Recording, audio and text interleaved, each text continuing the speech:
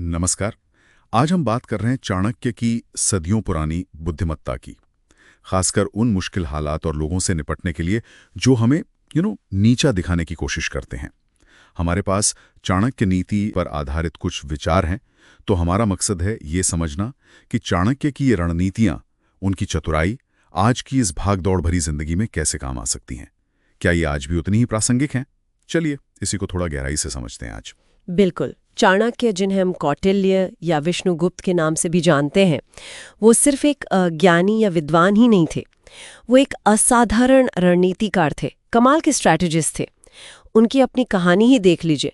मगध के राजा धनानंद ने उनका अपमान किया, लेकिन चाणक्य ने तुरंत कोई प्रतिक्रिया नहीं दी, गुस्सा नहीं दिखाया।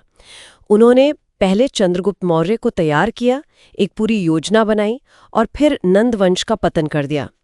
तो ये कहानी अपने आप में हमें धैर्य और एक सोची समझी रणनीति की ताकत दिखाती है। हाँ, तो यहाँ पहली बात शायद यही निकल कर आती है कि चतुराई का मतलब कोई चालाकी या धोखा देना नहीं है, बल्कि ये है कि आप हालात को समझें और बिना कोई दिखावा किए सही वक्त पर सही कदम उठाएं। जैसे चाणक्य ने किया, अपमान सहा लेकिन इंतजार किया, योजना बनाई। एकदम सही कहा। और इसका जो आधार है वो है भावनात्मक नियंत्रण, इमोशनल कंट्रोल। चाणक्य नीति यही सिखाती है कि गुस्से में या भावनाओं में बहकर तुरंत प्रतिक्रिया देना वो अक्सर कमजोरी की निशानी होती है। कई बार तो सामने वाला चाहता ही यही है कि आप भड़कें और कोई गलती करें। हाँ, ये बात तो है। तो जब कोई उकसाए तो शांत रहना, अपनी भावनाओं पर काबू पाना, ये असल में ताकत है। लेकिन एक सवाल मन में आता है, क्या आजकल की दुनिया में शांत रहने को लोग कमजोरी नहीं समझ लेते? ऐसा नहीं लगता कि भाई तुरंत जवाब देना जरूरी है वरना लोग आपको दबा देंगे? ये एक आम धारणा जरूर है, लेकिन चाणक्य के हिसाब से असली ताकत बाहरी शोर शराबे में नहीं है, वो अंदरूनी स्थिरता और नियंत्रण में है। शांति आपको सोचने का, सही रणनीति बनाने का वक्त देती है। अच्छा। अपनी ऊर्जा को बेकार की बहस में क्यों गंवाना, उसे अपनी तरक्की पर लगाइए। जैसा कि इन विचारों का निचोड़ है, आपकी सफलता ही सबसे बड़ा, सबसे करारा जवाब होती है। और इसी से जुड़ा है वो दूसरा पहलू, सही समय का इंतजार, waiting for the right time. Chanakya ने सालों इंतजार किया धनानंद से बदला लेने के लिए, तो ये सिर्फ वक्त काटना तो नहीं हुआ ना? नहीं, बिल्कुल नहीं। ये कोई पैसिव वेटिंग नहीं है कि बस बैठे इंतजार कर रहे हैं। ये एक सक्रिय तैयारी का दौर है, एक्टिव प्रिपरेशन। चाणक्य ने इस दौरान क्या किया? चंद्रगुप्त को तैयार किया, ट्रेनिंग दी, संसाधन जुटाए, सही लोगों को जोड़ा। हाँ, मतलब अपनी ताकत बढ़ाई। बिल्कुल। कहने का मतलब है, जब आप तुलना में कमजोर हों तो सीधे टकराव से बचना चाहिए और अपना पूरा ध्यान अपनी क्षमता यानी कैपेबिलिटी और ज्ञान यानी नॉलेज बढ़ाने पर लगाना चाहिए। खुद को इतना काबिल बना लें कि जो अपमान कर रहे हैं वो खुद ही छोटे लगने लगे, अप्रासंगिक हो जाएं। और इसी काबिलियत बढ़ाने के साथ साथ क्या दूसरों को समझना भी जरूरी है?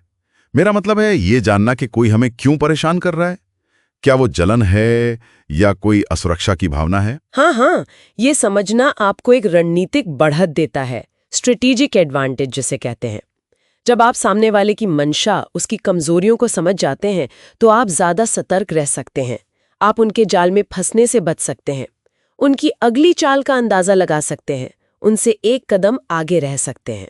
सूत्रों में इस बात पर भी जोर है कि जो मतलबी और दोगले किस्म के लोग होते हैं, मैनिपुलेटिव लोग, उनसे कैसे निपटा जाए। वो जो सामने तो बहुत मीठा बोलेंगे पर पीठ पीछे। हाँ, ये आजकल बहुत देखने को मिलता है, ऑनलाइन भी, ऑफलाइन भी। चाणक्य नीति के अनुसार ऐसे लोगों का सबसे बड़ा संकेत होता है उनकी कथनी और करनी में फर्क। बोलेंगे कुछ, करेंगे बिल्कुल उल्टा। वो अक्सर आपकी भावनाओं का, आपकी कमजोरियों का फायदा उठाने की कोशिश करेंगे, सहानुभूति दिखाकर अपना काम निकालेंगे। तो इनसे बचने के लिए क्या करना चाहिए? सबसे जरूरी है सतर्कता, विजिलेंस। हर किसी पर आंख बंद करके भरोसा मत कीजिए। खासकर अपनी निजी बातें, अपनी कमजोरियां हर किसी को बताने से बचें। थोड़ी दूरी बनाए रखें। और यहीं पर शायद आत्ममूल्य, मतलब सेल्फ वर्थ की भूमिका बहुत अहम हो जाती है ना। जब हम खुद अपनी इज्जत करते हैं तो शायद दूसरों की बातों का, उनकी नकारात्मकता का असर कम होता है हम पर। निश्चित रूप से। जब आप अपना मूल्य जानते हैं, अपनी कीमत पहचानते हैं, तो आप दूसरों को ये हक नहीं देते कि वो आपको हल्के में लें या आपको ठेस पहुंचाएं। आप अपनी सीमाएं तय करते हैं, अपनी बाउंड्रीज बनाते हैं और चाणक्य तो यहाँ तक कहते हैं कि अगर कोई रिश्ता, कोई संबंध लगातार आपके आत्मसम्मान को चोट पहुंचा रहा है तो उसे खत्म करने में भी हिचकिचाना नहीं चाहिए। अकेले रहना ऐसे नकारात्मक लोगों के साथ रहने से 1000 गुना बेहतर है। ये कदम उठाना सुनने में आसान लगता है, पर असल में कई बार बहुत मुश्किल होता है, खासकर अगर करीबी रिश्ते हों। मुश्किल जरूर है, मैं मानती हूँ, लेकिन आत्मसम्मान से बढ़कर कुछ नहीं। आत्मनिर्भर बनना, अपने फैसले खुद लेना, अपनी भावनाओं पर नियंत्रण रखना, ये सब आपको ऐसे लोगों के बुरे प्रभाव से बचाता है। सबसे कारगर तरीका यही है कि अपना पूरा ध्यान अपनी प्रगति, अपने लक्ष्य, अपनी बेहतरी पर लगाएं। नकारात्मकता खुद ब खुद पीछे छूट जाएगी। तो कुल मिलाके हमने देखा कि चाणक्य की नीतियां सीधी टक्कर या लड़ाई झगड़े के बजाय बुद्धि, धैर्य, आत्म सुधार पर जोर देती हैं। असली ताकत चीखने चिल्लाने में नहीं, बल्कि चुपचाप शांति से अपनी स्थिति मजबूत करने और सही वक्त पर सही कदम उठाने में है। बिल्कुल। और यहाँ हम श्रोताओं के लिए एक विचार छोड़ जाते हैं जिस पर वो सोच सकते हैं।